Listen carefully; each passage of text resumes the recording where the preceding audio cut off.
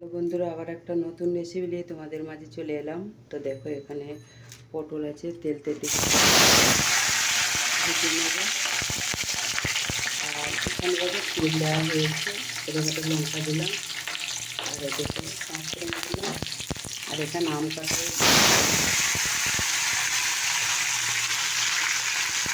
দেখতে পাচ্ছি। ওদেরকে সামান্য নুন দিয়ে দিলাম, আর একটু দিতে হবে না, দেখো হলুদ দিলাম,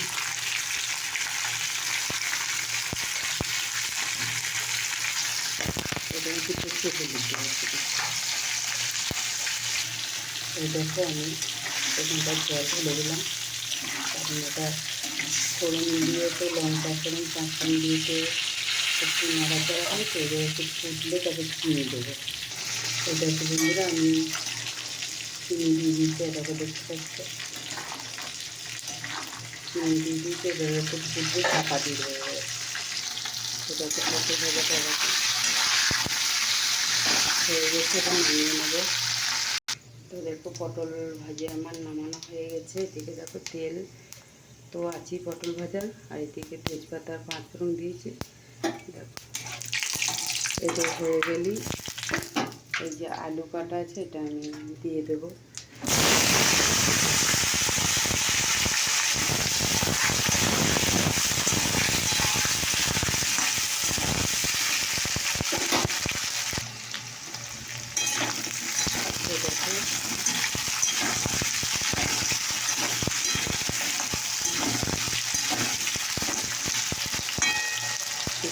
একটু ভাজা ভাজা হয়ে গেছে, আর দিক থেকে তেল দেখো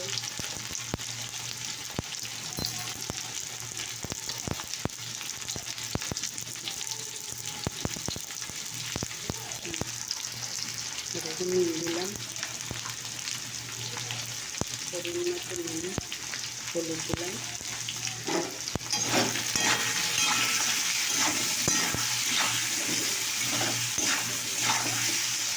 এবারে আমি নাড়াচাড়া করছি। আর দেখো একটু জিরে গুঁড়ো দিয়ে দিলাম, দেখতে পাচ্ছি জিরে গুঁড়ো।